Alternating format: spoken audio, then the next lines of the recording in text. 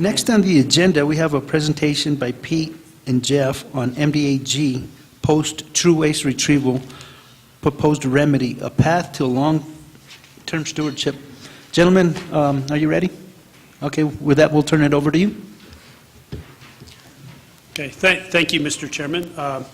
We're happy to be here today. Pete and I are going to tag team this presentation today that we're really talking about providing an overview, kind of current status of where we are on the MDA G cleanup. So there's a couple things before I jump into the presentation I want to talk about.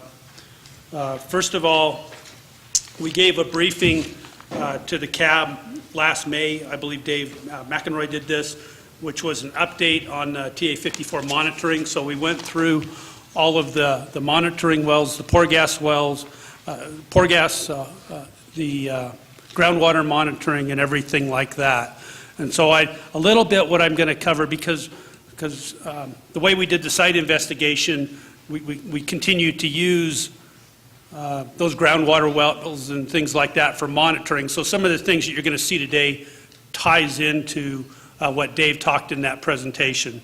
But there was one point that was made in that presentation last year, and I'm going to really start and just underline that, which is the same this year. But we have no evidence that the groundwater beneath TA54 is contaminated either radiologically or chemically from MDA G or MDA L or MDA H, all of which make up technical area 54. So that same statement is true today. That's what we said about it a little less than a year ago, but I'll reference back. I know this presentation's in your library. The second thing I want to talk about, so I'm going to talk a lot today about what I know and what I understand, but we do have a CME report, Revision 3, that's in with the state of New Mexico. That presents really the investigation and the corrective measures evaluation and the recommendation, at least that we provided to the state of New Mexico. That is a publicly available document. So if I say something today that seems to contradict that, I will just say that's what is written in that CME report is correct, and probably what I've said is incorrect. So I just want to make sure there was a lot of work and technology, a lot of activity, investigation results and everything like that went into that comprehensive report, and it is available for anybody to take a look at.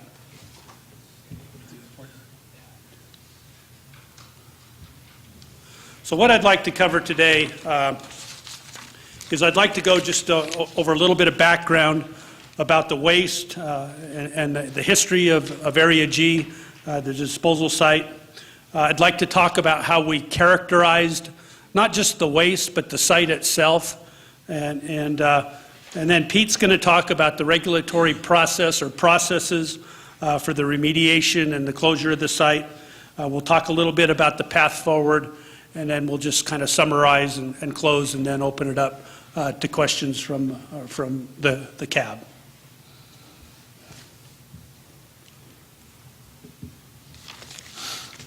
So MDA G is a disposal site that was opened for solid radioactively contaminated waste in 1957. So it's been there a long time. It's composed of 63 acres of land. If you look at the area layout of where the waste has been disposed of, it's shown on the map here. The photograph is looking really to the west from the east end of Area G. You see our transuranic waste above ground storage and processing areas in those four domes. But as you kind of look up the mesa from that, and I'll show you in a map in just a minute, you've got many pits and trenches that were dug and used for the disposal of the waste since it was placed into operation in 1957. We really have three types of disposal mechanisms that were used subsurface.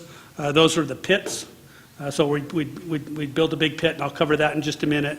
Shafts, which were shafts that were basically drilled or bored into the ground, anywhere from 2 feet in diameter to 16 feet in diameter. And then trenches that were basically trenched, and we had transuranic waste placed into them, and that's one of the actions that we have under the below-grade remediation work that we're doing on transuranic waste today. The last thing I'd just like to note here is we're continuing to dispose of low-level waste in Area G today. We've got one pit, Pit 39, that's used for disposal. For the most part, the volume going into that is very low because the waste management function at the laboratory is really focused on getting that waste shipped off-site to the Nevada test site. We're a certified disposer to the Nevada test site, and so the majority of our low-level waste today is being packaged up and shipped to Nevada for disposal at the DOE facility outside of Las Vegas at the test site.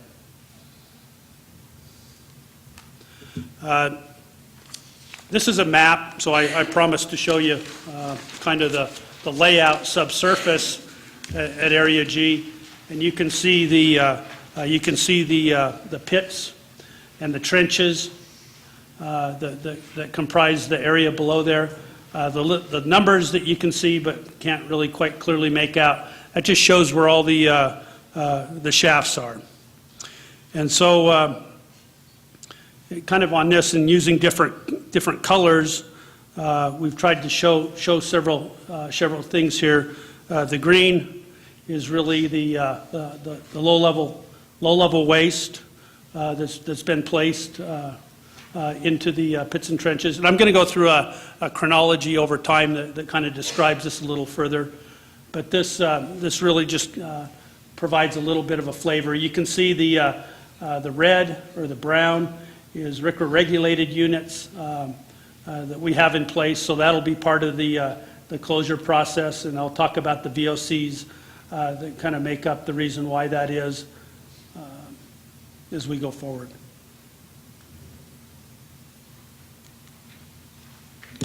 So if I, again, kind of keep that map a little bit in mind, but here's what it's made up of.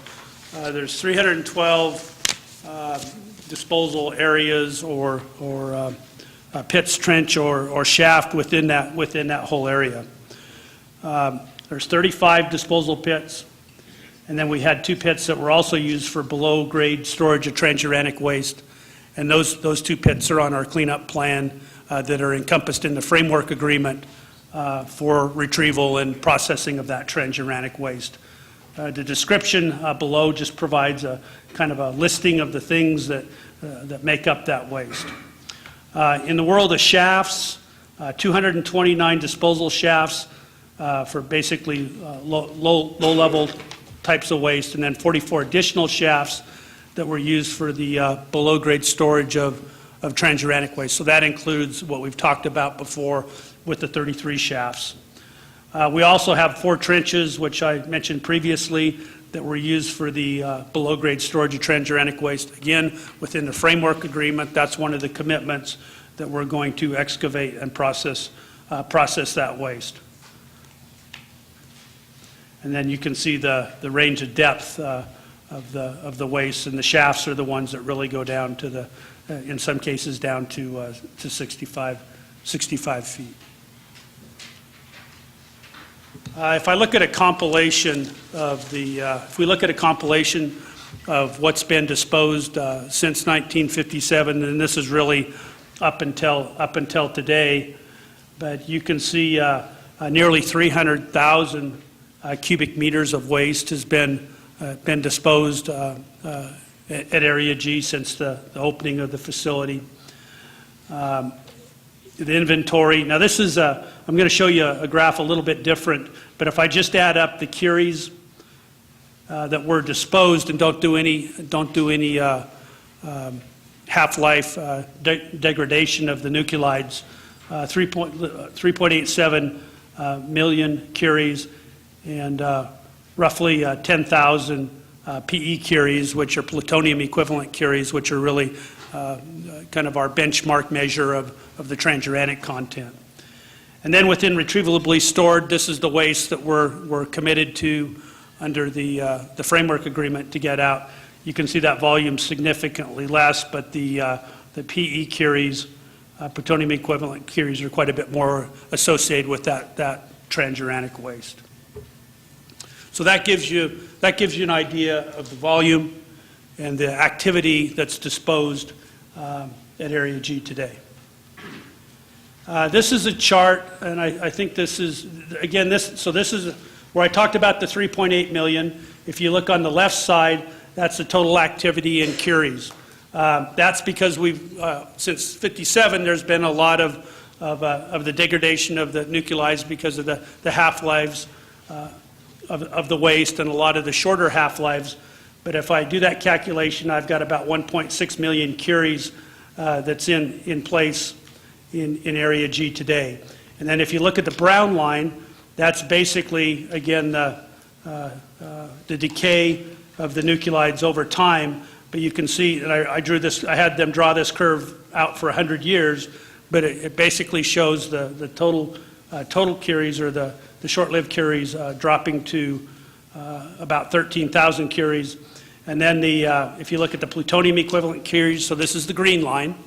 So the green line, you can see that really steep degradation.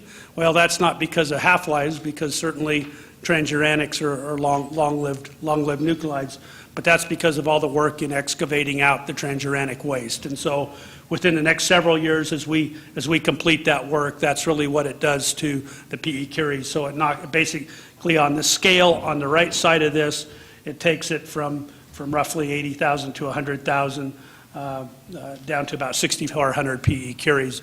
And the reason for that is we believe there was some transuranic waste put in pits and trenches in the early days before there were no requirements. And I think you have to keep in mind, with starting disposal in 1957, there were no RCRA regulations.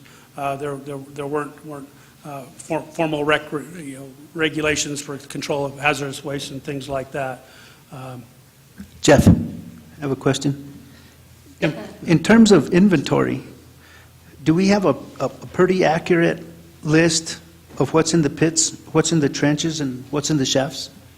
Well, certainly over time the records got better as the requirements under the regulations became promulgated. There were better records kept. This inventory, we do have a pretty good record of the inventory and amounts that were put down there, just from the records of how big the pits were and things like that, Carlos.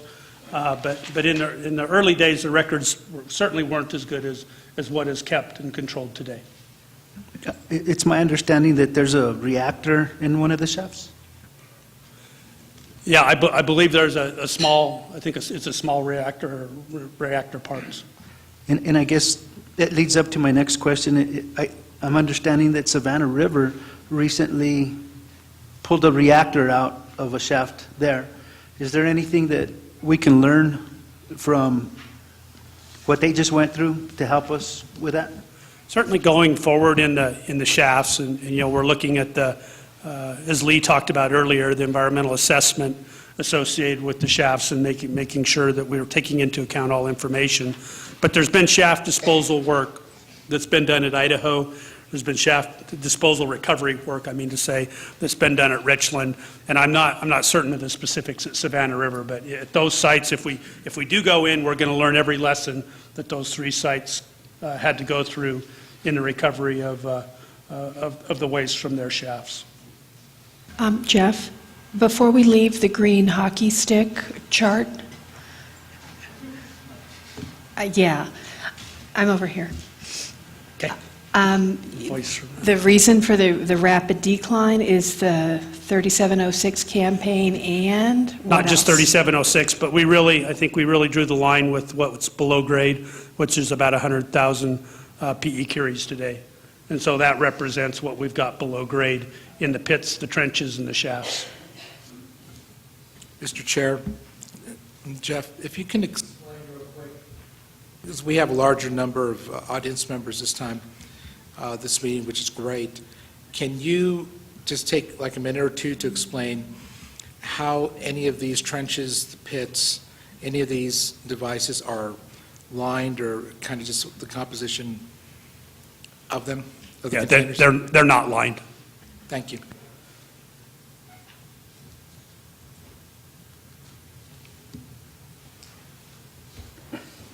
So the Jeff? next, yep, I'm sorry. I've got a question for you. The CAB submitted a recommendation 2 or 3 years ago for cleanup of the 33 shafts, and we have never received a response to that other than, well, we're going to have to wait for NMAD, we're going to have to wait for this. And I just wonder if there has been anything else that you could report that would give us a handle as to what's happening with the 33 shafts now. Yeah, I know we're doing the NEPA work, and I'll let Lee's the federal project director who's kind of overseeing that right now. I'll let him talk about it. Sure, real quickly. We did receive it, we did respond, and we committed to actually doing additional analysis beyond the SWICE, the site-wide EIS, to evaluate additional alternatives for the 33 shafts. Currently, the SWICE has us removing those. This additional analysis would look at other alternatives, including but not limited to partial removal, full removal, and or not removing any of the shafts, and that was committed in the form of an environmental analysis that we would conduct under the NEPA regulations. So we've been waiting for, the last couple of years we've put all our funding towards 3706. That's coming down very quickly, successfully. It looks like we're going to meet our goals. And Pete, I think we kind of set you up for this question in that, earlier before you came in as to when that EA might be executed and when we might be able to start that analysis.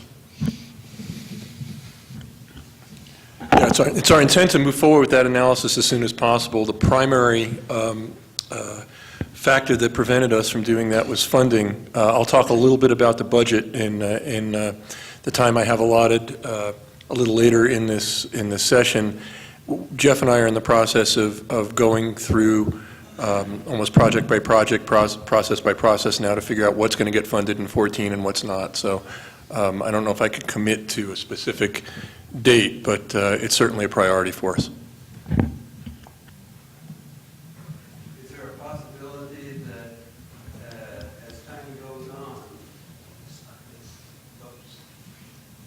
as time goes on, that funding will not increase, and it's going to be tempting to say, well, we'll leave the shafts where they're at?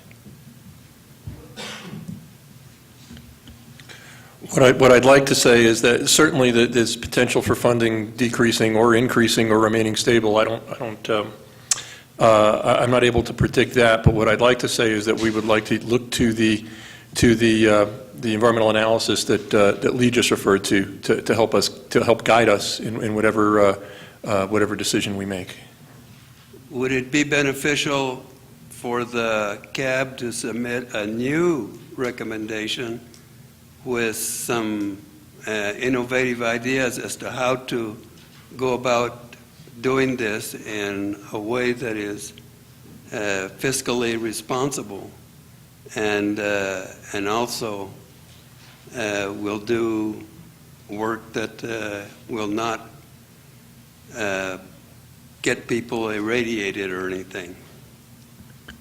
Or is this, would this be something that would really not be something we should not do? Because you have your own ways and we have our ways. Mr. Chairman, I'm not going to say what the CAB can or cannot do or should or shouldn't do. The CAB has a charter, and I'm sure it follows that charter and moves forward in a manner it feels is appropriate. What I can share with you is that as we move forward through the NEPA process, we can certainly brief the CAB and make the CAB and the public aware of opportunities to participate in that process. And the CAB is certainly welcome to within the frame of its charter, prepare resolutions as it sees fit. Bob, what I'll commit to you is that we'll take a look at that old recommendation on the 33 shafts, and we'll take a look at the information that you recently submitted for review to the members. And Allison and I have just talked about meeting and discussing just that to see if we can come up with new recommendations on the 33 shafts or revisit the old ones. And if there's anybody else on the board that wants to participate on this ad hoc review of the possible recommendation on 33 shafts, just let me know. Pete, I was just unclear in your answer to Bob if you were saying you needed funding to get the analysis done, or you need an analysis done to see if there could be funding. And I would like to remind those of the CAB members that weren't here, when I did hear this, is that, Bob was there when they did put those shafts in. I think you had mentioned that, and he's a plethora of information. So, not that he can give all the information, and he's able to give all that information, but again, do you need funding to get the analysis, or has to be analysis done to be able to get that funding? I apologize if it's unclear. We need funding to do the analysis, and last year we did not have adequate funding. As I'll share in a minute, the funding this year, what we received is actually above the President's request, and so Jeff and I are looking at how to best utilize that money, and we do that in conjunction with developing an annual work plan with the Environment Department, but I fully expect this is one of the things we'll be discussing. Thank you very much. And if I can just quickly, to get us all on the same page on the 33 shaft CAB recommendation, we had an older recommendation that had 5 or 6 specific suggested pathways for disposal. It was 2 or 3 or 4 years old. We basically resubmitted that same recommendation, asking about a more specific response about future pathways, and we got a response that was not specific to those former suggestions or ideas, but it was in sync with what our request was, i.e. to do the analysis currently, which is happening with the SWEIS, and to take into account newer technologies, other technologies, what other labs, other contractors do. So we did receive on the response affirmation of our articulation of what the approach would be. So that was basically what happened on the last recommendation. It was a resubmittal of a very specific, older recommendation.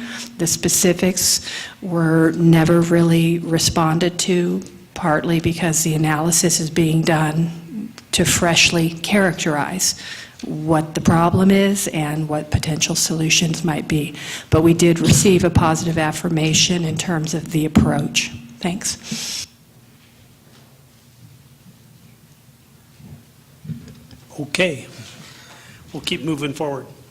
The next thing I've got is just a kind of a, I put this into a timeline, but it got confusing because I wanted a little more data in it. So I just broke it down to kind of the period since 1957 of what kind of the waste types that have been put into Area G.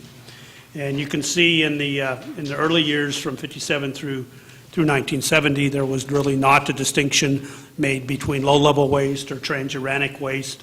There was not a requirement to characterize the chemical constituents until 1980. So the information that we have available is really from the disposal records of the waste that was placed in, and then limited generator records that go back one step on that. And then, like I said, we do know the sizes of the pits and the trenches and things like that, and where the waste was coming from during those times. 71 through 79, certainly you're aware, in 1970 DOE, 71 timeframe DOE decided not to discontinue land disposal of transuranic waste. So that decision or that distinguishing mark was made. LANL began to limit disposal of the transuranic waste in that period. Also at that time, characterization started to stand up in terms of assay, radiochemistry, calorimetry. It was combined with process information similar to what we use today. And still during that time frame, there was really no requirement to characterize chemical constituents. So a lot of the low-level waste may or was contaminated with what we call today under RCRA hazardous constituents. Chemical waste, you know, we had different facilities at Los Alamos that disposed of different waste. This was really a solid waste facility. Only a very limited amount of liquid waste went into this facility, so things weren't really poured in or piped in or things like that. That, as a lot of times is associated with chemical waste. But that there was really, during that time frame, limited disposal of chemical waste at MDA G. And then present, really 80 through present on the hazardous waste. Hazardous waste is not disposed on site except for what's occurred in the past inadvertently in pit 29 and shaft 124. So transuranic waste, 1980 to present.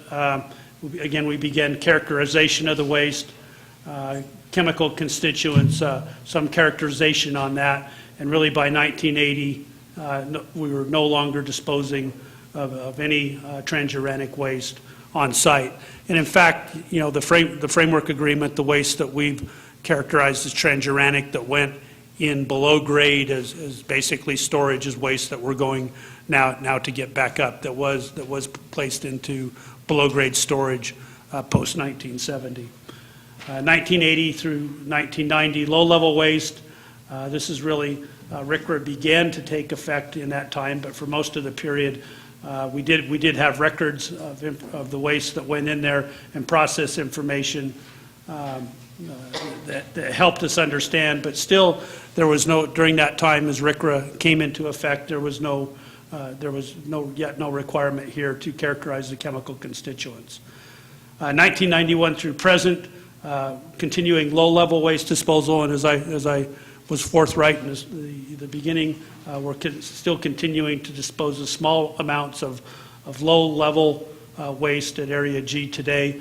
The waste is characterized. Hazardous waste determinations are done under RCRA, and we basically ensure that there are no hazardous waste constituents within the low-level waste that's being disposed. 91 through present on mixed low-level waste, similar to what I just said, but since 1991, mixed low-level waste is no longer disposed on site. As you know, it requires mixed low-level waste or hazardous waste subject to land disposal restriction, and requires, even past that, requires a Subtitle C disposal facility, which we do not operate at Los Alamos.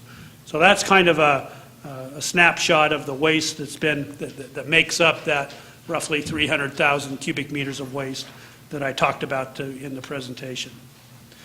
And so we've got all that information, but that's certainly not the primary way. That was one of the pieces of information that we used to characterize the Area G site, but really predominantly not the whole thing. We don't need to know what's in every drum, nor do we know that. And so I've got really 7 pieces of site characterization here. I'll walk through with you as we get into questions on some of this.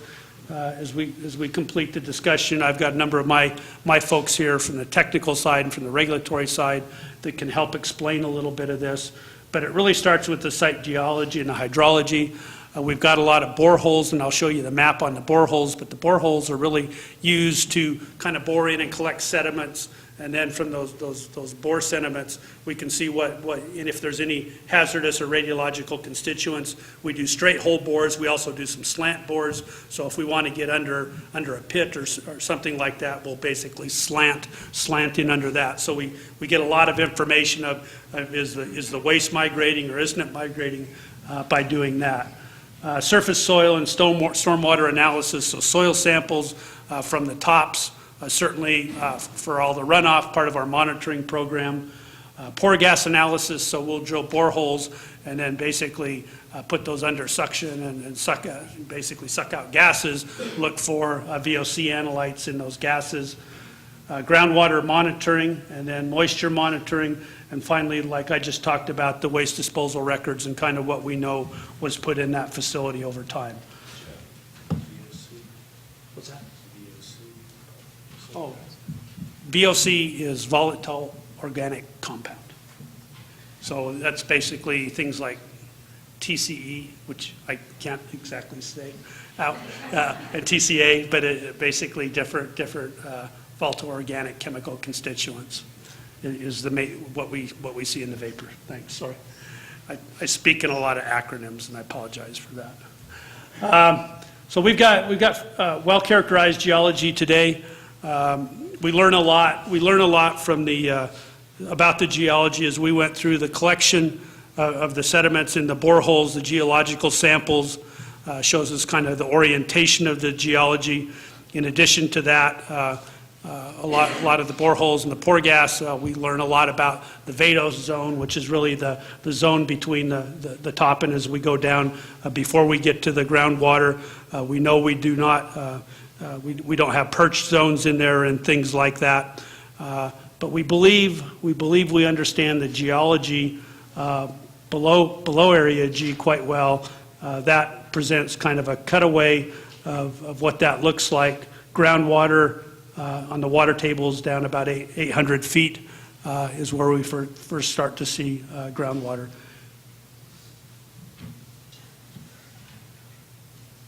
Daniel? Chairman, thank you. Mr. Mousseau, on one of the prior slides, though, from I guess 91 to present, so there's no new generated waste being stored on Area G? So there's no, except for the low-level waste, there's no waste that's being disposed at Area G. We're still using Area G as kind of we've got the above-grade transuranic waste there today, and so we basically have been dispositioning that waste. The way we're oriented right now is newly generated waste, say from TA55 or from CMR, comes down to Area G. We go through the characterization processes. That goes into storage and then ships out of Area G. But in terms of disposal, we're not disposing of anything except for small amounts of low-level waste. So it's primarily used as a staging area until it can be relocated? Yeah, and I guess, Daniel, not real heavily. I mean, there's not trucks and trucks coming in and out of there and things like that.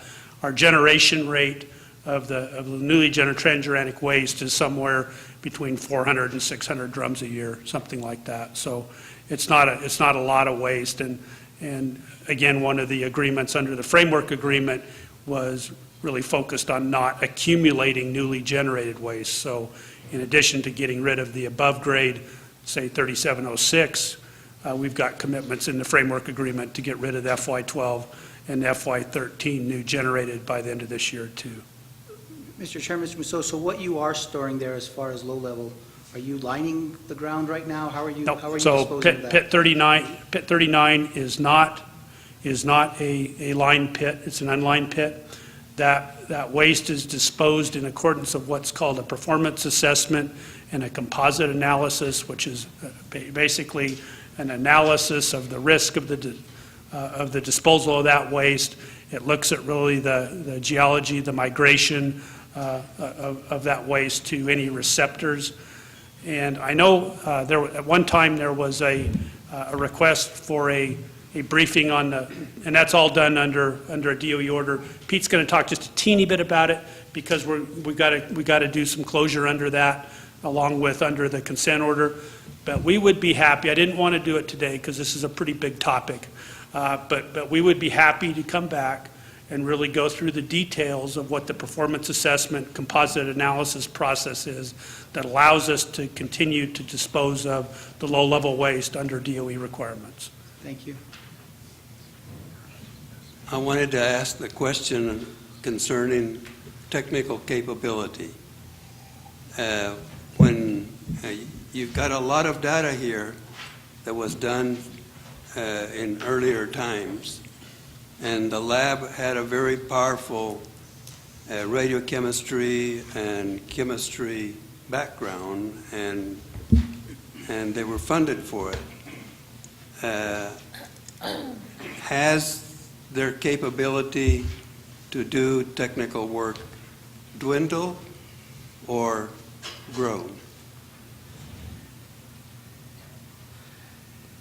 Yeah, I don't know that it's fair of me to comment on that. I will say the technical expertise, the sample analysis, the hydrology, the geology, really senior scientific technical support that we need, we get. I've got Danny Katzman here today that can answer technical questions, but I think I've got some of the best people that we have, you know, in the DOE system or maybe in the country that are involved or will be involved in things like this problem, or the chromium, you know, the chromium problem and what's going on there.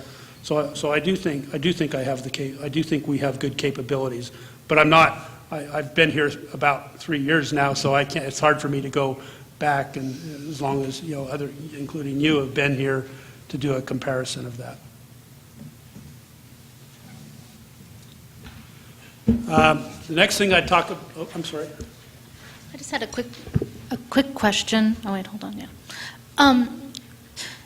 So when, and I know none of us can, when I'm of the mindset, you know, I've been on the CAB for maybe 2 years or so, of, you know, there seemed to be some feeling, and I'm not speaking into absolutes here, but there seemed to be some feeling that better not to dislodge the 33 shafts because it could put people in danger. So that's why we're going through the whole analysis and all that.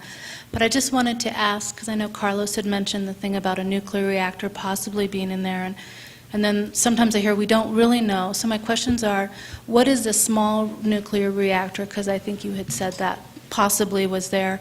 And then, if I was hearing it right, do we know or do we not know exactly what is in the 33 shafts?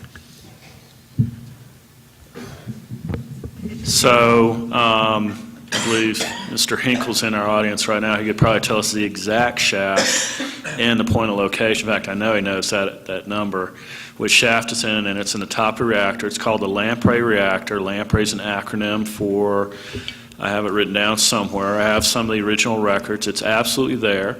It was a sodium reactor, and it was emptied out, so the reactor vessel was disposed of in the top of one of those shafts. And am I correct, Mr. Hinkle?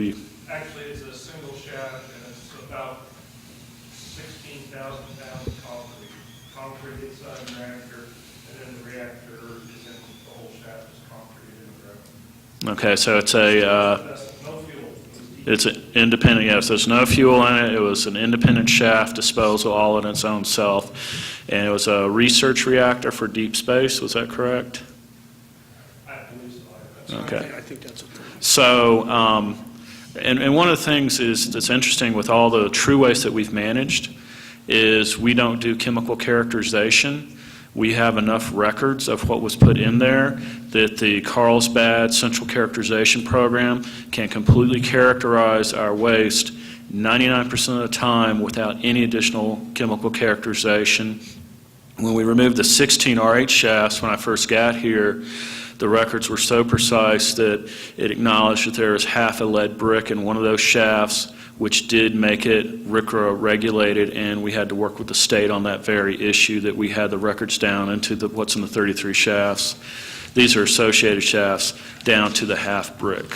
The Los Alamos National Laboratory, this is all research work, and the whole point was to maintain records and understand radiochemistry, radioactivity, and how all these materials interacted. So we do have records of what there's very little unknown of what went into Area G, even in the older cases. A lot of you were involved with MDA B, which was truly a industrial-ish type landfill. I helped close that this year.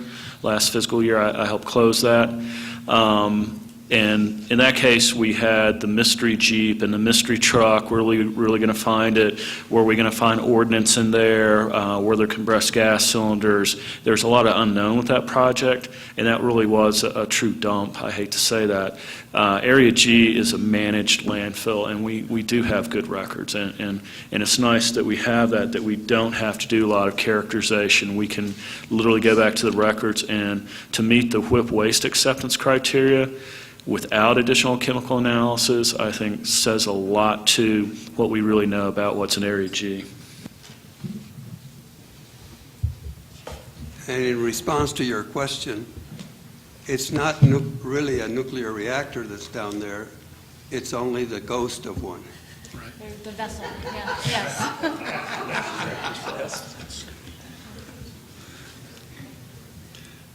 The next map I have here shows the boreholes. I talked about the boreholes, both straight drilled and slant drilled. We've got about 40 boreholes. This slide shows the locations that are spaced all around Area G, and this information was used for really characterization of the site. We looked at it, for basically releases of any radiological constituents from the pits and trenches. Our data shows minimal release and really consistent with very low moisture content that we come up with the pore gas analysis I'll show you in just a minute, and consistent with what we've learned on really limited migration of highly migratable chemicals like the VOCs, and I'll talk about one of those in just a minute. Are these boreholes all the same depth and same angle, or they're wildly different? They're not. They're all different, and they're all basically, they were technically engineered to get into one certain thing or to learn one thing. So in one we may have wanted to get under a pit or a trench and see something else, and another one we may be, say, running down along a shaft or something.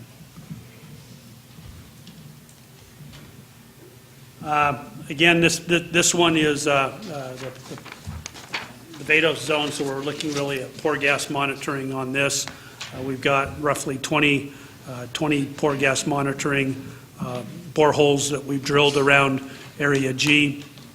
They were really drilled to characterize and monitor the vapor phase of VOCs, volatile organic compounds, in the Vadose zone, really beneath the pits and trenches. So they're looking to see if we've got any chemical migration. We've been monitoring these, so this wasn't something done yesterday. This is we've had these, or a number of these, for a couple of decades now. Really shows contaminants that are not migrating, and I guess what my technical folks characterize this as a pulse released, as opposed to ongoing migration of the contaminant. This just shows the two areas that we do have the VOC contamination from the pore gas and the site characterization. One thing to note in the CME report, we recommend remediation for both of these through using some type of a soil vapor extraction to basically extract the chemical out in the vapor phase. So this is one of the, if people think we're just doing an engineering cap and things like that, we've looked at specific releases in there that we've learned from our site investigation that there's going to be different things done to take care of some of the problems, a problem like this. Another one, groundwater monitoring used in site characterization. So this map, you can see MDA G that's shown there in a little smaller scale, but the red dots around there show the wells that we have in place for groundwater monitoring down to the regional aquifer. We've got about 3 upgradient wells that are at the top side of the oval, and then about 5 downgradient wells that are at the bottom side of that oval. So we've had those in place. Not only were they used for really characterization to see if anything had got down to that point, but we continue to do monitoring on each and every one of those wells today. Jeff. I noticed that there's no monitoring wells on St. I property. Do they have wells of their own, or have we talked to them about maybe having the possibility of placing wells on their property? Yeah, we don't have any wells on Sanai property today. And on this one, Dave, have we discussed that at all with them, or have they? We know enough about that aquifer there to know that the subsurface flow of those waters is away from San Alfonso, so that's why we border to the south and to the east of the facility.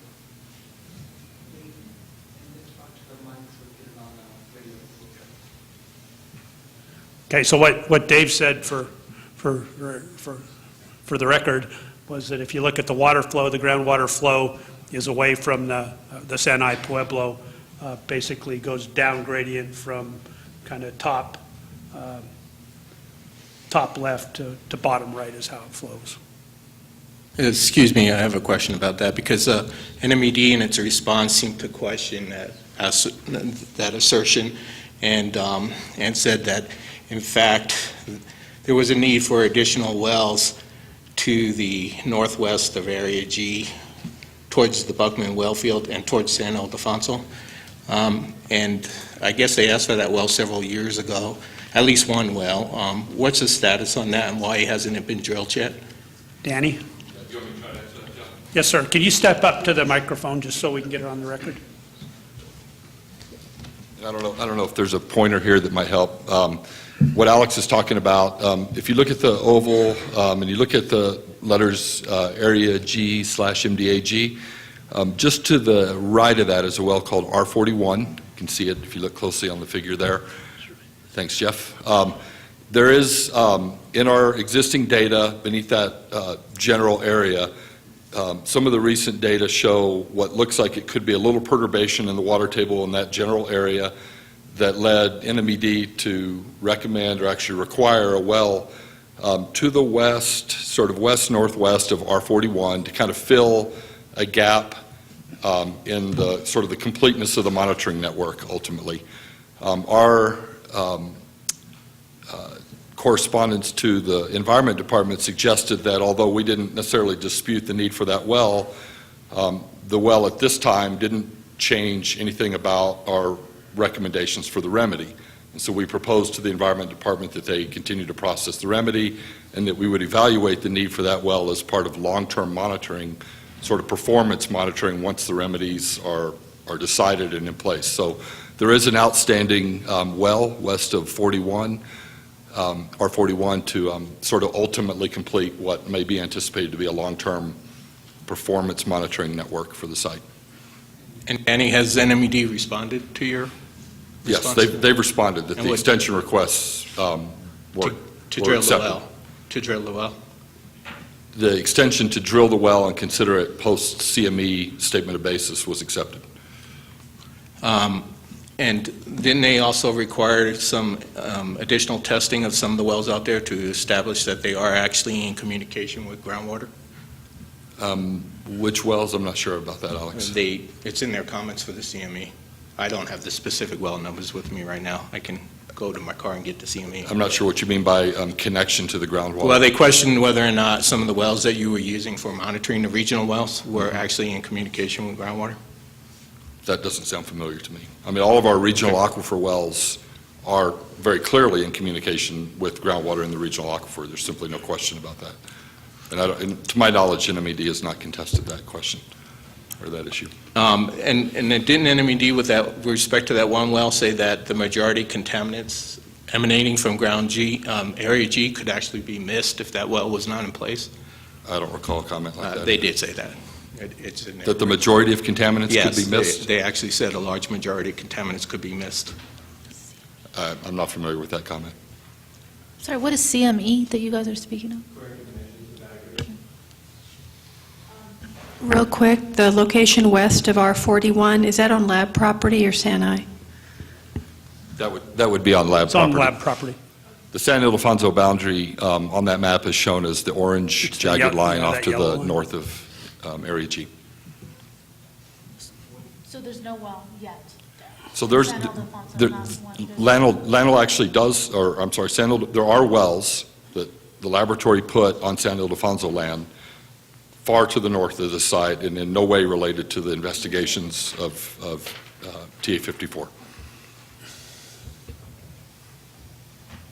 What's the number of that well that's not named? It's not named. That's not named, okay. Scott asked what the number of that well was, and it's not named.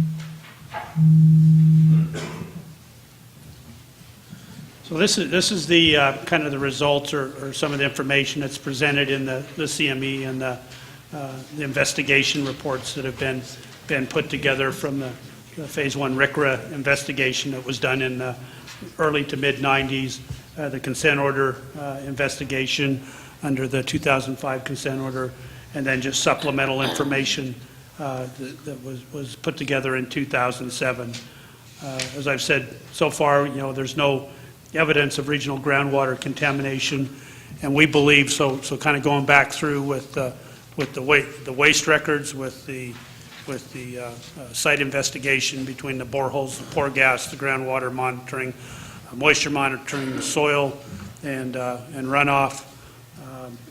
Those things together, we believe we have sufficient data to provide really a basis to move forward on selection of analysis of remedies for the site, and then basically providing a recommendation for an engineering corrective action approach for this area.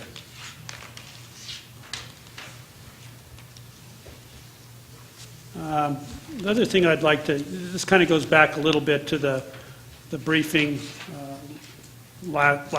last year that we did, but we do continue to do monitoring on all our groundwater wells, on our pore gas. We're always looking for any evidence of contamination that's in that. And then, so you guys, I mean, Area G's been in the news a lot and things like that lately. The work, we've got field work going on at Area G today. That's where the transuranic waste above ground storage is. Our focus on cleanup right now really is a risk-based approach, and we're addressing what we and what the state of New Mexico Environmental Department consider to be the highest risk, and that's that above-grade stored transuranic waste that is combustible or dispersible in event of a fire. And I'll just say, especially with this is my third winter in New Mexico, and each year it seems to get drier. And with the dryness and the drought continuing, what I think is probably going to be a fairly significant fire year, I'm pretty happy that we've focused on the problem that's there today, and we've made the progress like we've talked about, and I'll give an update today on that, of getting that waste off the top of the mesa at Area G. Can I ask you a question? Your slide, the slide prior to this says no substantial evidence of regional groundwater contamination. This slide says no evidence of groundwater beneath TA 54 is contaminated.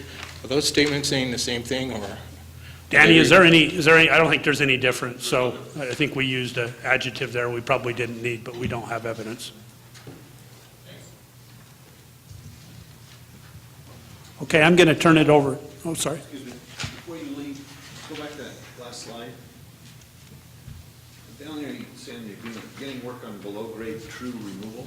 Could you Yep, so expand we, on what that is right now? If So- that's started. So we haven't started the field operations associated with that, but we've done a lot of the engineering methods of how we're going to retrieve the first piece of below-grade transuranic contaminated waste. And what we're going to do, we've got what's called corrugated metal pipes, and these are just like you'd see in a ditch, a corrugated metal pipe, but that pipe was filled with kind of a sludge that there was cement added, and it became really a cemented form in that corrugated metal pipe. We've got about little over 150 of those. We'd like to begin retrieval of those this year.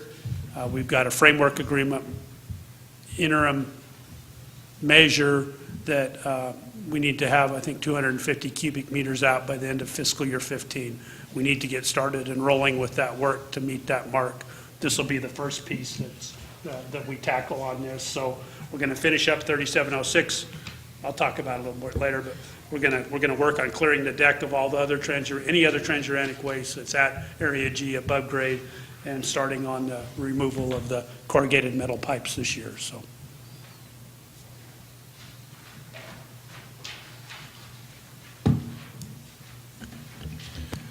Mr. Chairman, it's about 3:30 now, and Jeff, bless his heart, used all my time. But just kidding. With your permission, I'd like to keep going. We've got about another 8 or 10 slides. Please do. Okay. So I'd like to talk a little bit about, to start, the regulatory process. And there are two main things that we need to comply with and meet. The first is the consent order investigation and remediation process. And the second is DOE order 435.1 that addresses radioactive waste and the management of that waste. If I say anything about the consent order that is incorrect, or I would certainly defer to the Environment Department regarding that. And then I have some staff that'll hopefully keep me on the straight and narrow that are in the audience about the DOE process. So this slide depicts the corrective measures evaluation process. You've heard Jeff refer to CMEs, and people have asked about CMEs. That refers to the corrective measures evaluation process. For those of you familiar with the Superfund or CERCLA process, it's roughly equivalent to the remedy selection or ROD process there. And it's a bit of an eye chart, I apologize, but a couple things I wanted to draw to your attention. I'll see if I can get this pointer to work here. In instances where there's a little loop back, that indicates a process where we submit a report, the Environment Department reviews it, and then can either approve it or disapprove it or approve it with modifications. So the first part here is a historical, it's an investigation work plan and historical investigation report. That's basically where we tell NMED everything that we know about that site to date. Then there's an investigation report where we update that with newly collected information. And then we finally develop and submit a corrective measures evaluation report. And this is, we have completed this task, and NMED is in the process of reviewing the CME. I believe, Jeff, we had 3 revisions for the CME. Yeah. So the current revision out there is Rev 3, so we had 2 notices of deficiency that we responded to as we started the CME process.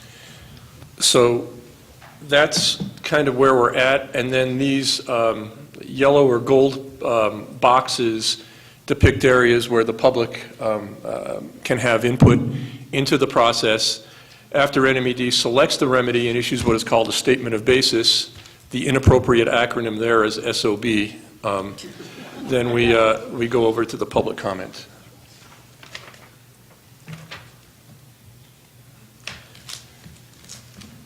So when we do a corrective measures evaluation, and these things are usually large enough that they'll hold your front door open on a windy day, there are threshold criteria that need to be met and balancing criteria need to be met. And the threshold criteria you can read: protect human health, protect the environment, achieve cleanup standards, source control so that there will be no future releases, and then comply with waste management regulations. Pretty straightforward.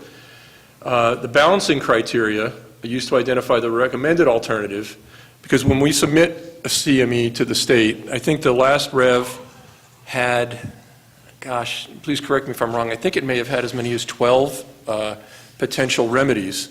And one of the comments and criticisms that NMED had on our earlier corrective measures evaluations is they said we did not evaluate enough different remedies. So they directed us to go back and do more homework and come up with different alternatives.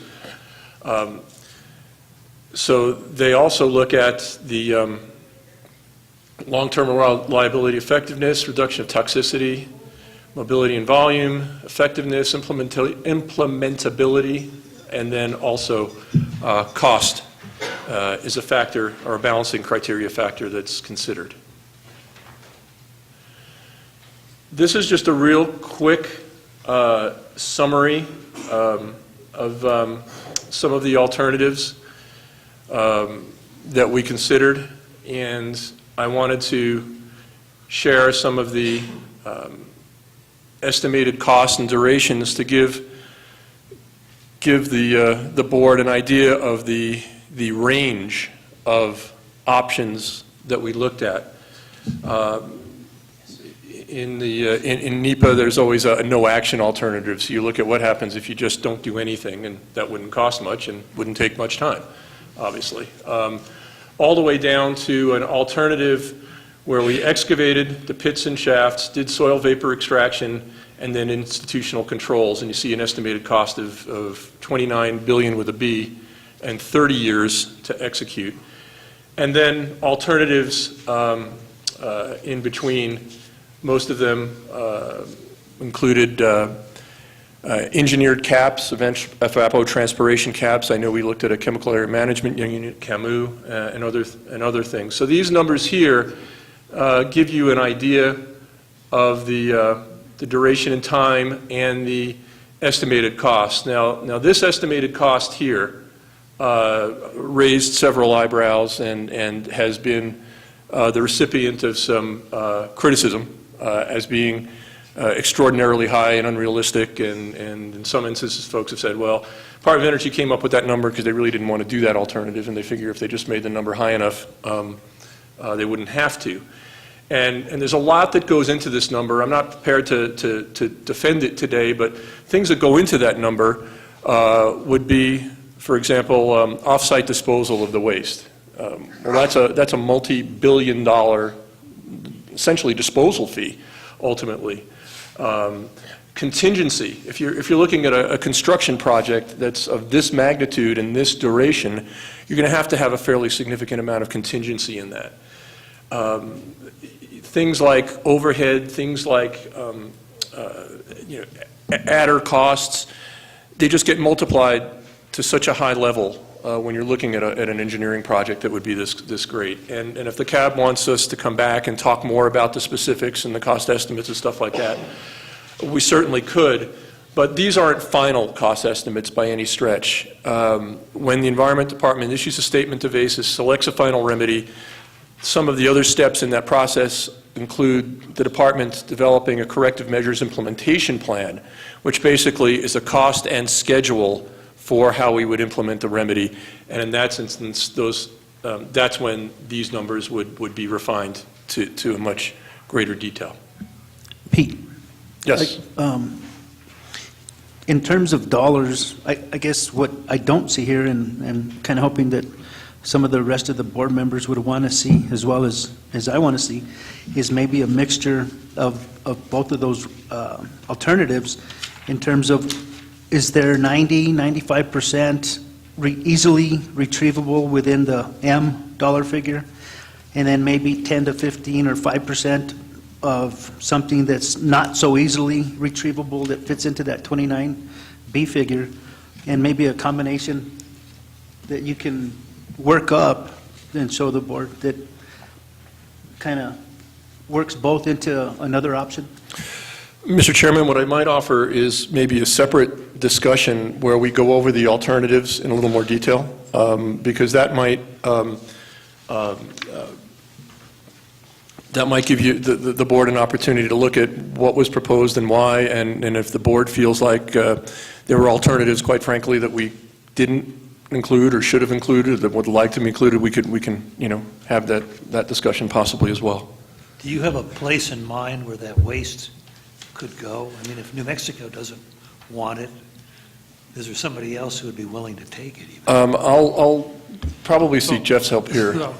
So there's a couple things. So within the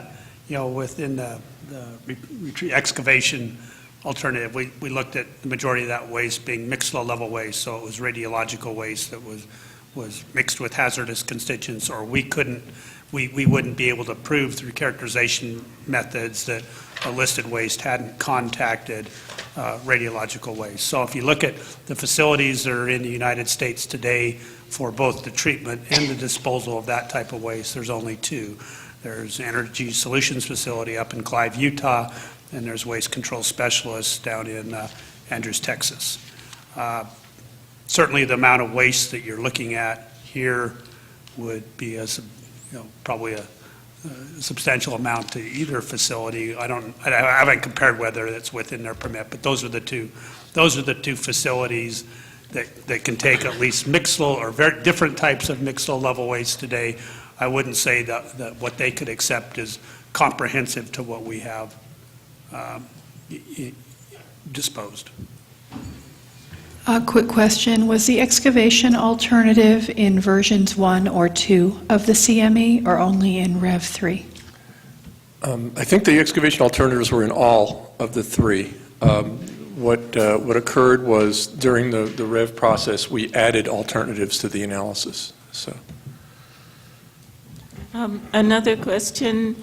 When you're considering the cost of a no-action alternative, wouldn't you have to take into account the cost of whatever continued monitoring or maintenance you might need to maintain the area in its current situation, and the possible cost of remediating any problems that would occur if you did opt to take no action? I see your point. The no-action alternative was meant to indicate just leaving it as is. If leaving it as is incurred some direct costs or expenditures, I don't believe that we had factored in the ongoing groundwater monitoring and things like that. So. In NMED's review of CME2, they said that LANL failed to provide a detailed description of the costs that it presented for each alternative. Was that addressed in CME3? We believe it was, yes. Okay, so they basically talked about the costs associated with removal, transport, excavation, and so all those costs were broken down? I believe they were, and I believe that the costs that we submitted were, were appropriate. As I indicated, when we do the corrective measures implementation, there would be a separate cost estimate that would include, independent cost estimates and reviews and things like that. It would be much more of a detailed engineering estimate, and that level of detail wasn't necessarily included in the CME, nor is it required. Okay. Are you referring to the preliminary design that they requested? No, I'm referring to the CMI. When you get to the CMI phase, corrective measures implementation plan, that's basically a plan that defines the schedule and scope associated and cost associated with implementing the remedy, and that's more of a final design. I believe what we submitted to the Environment Department in Rev 3 with regard to the cost estimate was appropriate. Okay, thanks. I had a sense that slide would get some questions. So with regard to the remedy that we proposed as our proposed remedy, it was an engineering evapotranspiration landfill cover that would contain a biointrusion barrier and would be enhanced with native vegetation. In addition, so that would be for the entire 63 or 64 acres, I believe. Then we would have targeted soil vapor extraction. Jeff, in his presentation, had a cross-section that showed two areas, which we would address. So we would, SVE stands for soil vapor extraction.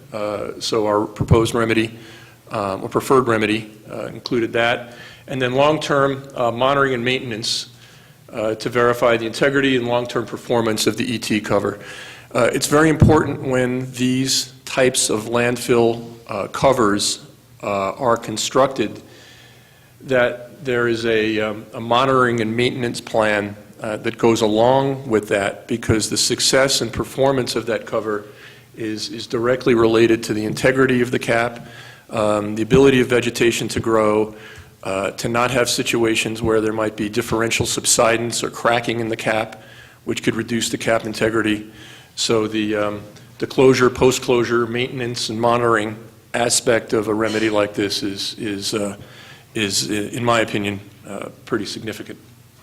100 years is a long time to commit to something. How confident are you, or what kind of safeguards would be built in place to ensure that you could keep on doing that for 100 years, or could fix it if something needed to be fixed after 60 or 70 years? You know, it's my recollection that this property, that's a fair question, because it would be my kids or grandkids doing it, right? And as much as I trust them, when I tell them to clean their room, I also verify. This property isn't a piece of property that's anticipated to be subject to land transfer or anything like that. I anticipate this property to be in the Department of Energy's ownership for a very long period of time. And given that, you know, we would have a long-term relationship with it and stewardship with it, and we would have to develop plans and follow through on those plans. And you know, we're going to be on the hook for doing work here for a very long period of time. Is 100 years anywhere long enough? And also, what do you do with the volatile organics and the tritium once you extract it?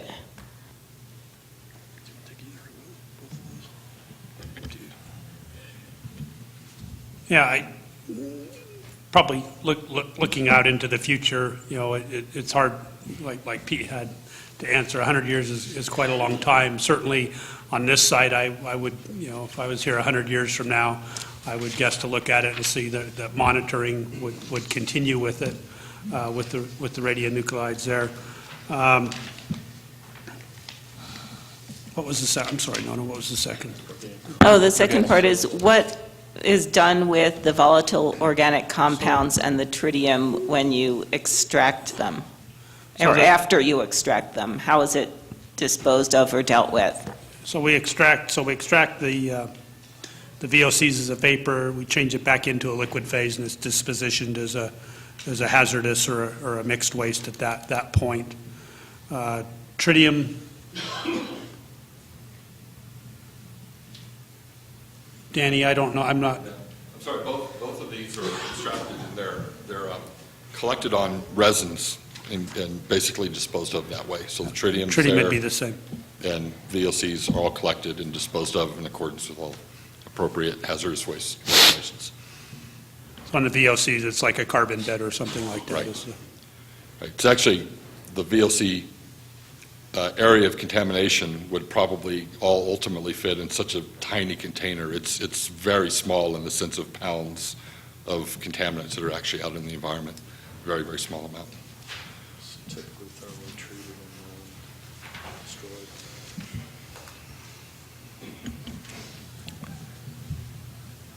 And the cartoon to the right depicts a little bit of a cross section as to what that cap would look like and the various components of the cap.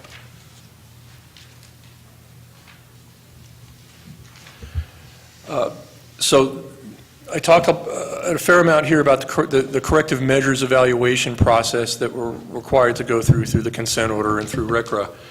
In addition, there's a DOE order that we have to comply with, as I indicated earlier, with respect to radiological contaminants and radiological waste. And also, Jeff mentioned earlier a document called the Performance Assessment and Composite Analysis. We have had meetings in the past in the public. I attended at least one, I know, on this, and this is another area where, again, Mr. Chairman, I would offer that we could return to the CAB and talk in more detail about. But rather than go through this slide in detail, I'll read something that comes out of the third paragraph of the executive summary of Rev 3 of the Corrective Measures Evaluation. It says the performance assessment and composite analysis for Area G will establish the technical requirements for closure needed to meet the performance objectives for radiological protection of the public from radionuclides disposed of at this site. These technical requirements will be incorporated into the design of the final remedy during the corrective measures implementation phase of the project. So what that means is I've got two things I've got to be concerned about as I move forward with the closure of this site. I obviously have to comply with the consent order and the corrective measures evaluations process, but at the same time, in parallel, I need to comply with the DOE order using that performance assessment and composite analysis to make sure that the technical requirements as indicated to me by the performance assessment and composite analysis are included within the final remedy design and construction. So we have two things then that have to converge and have to be have to come together and be built in together. And those things converge, but initially kind of get developed on separate paths, because I said I'm using the performance assessment and composite analysis to guide me onto the technical requirements for the DOE order, and I'm using the developments of the remedies, and then NMED uses the proposed remedy, and then those two things need to come together.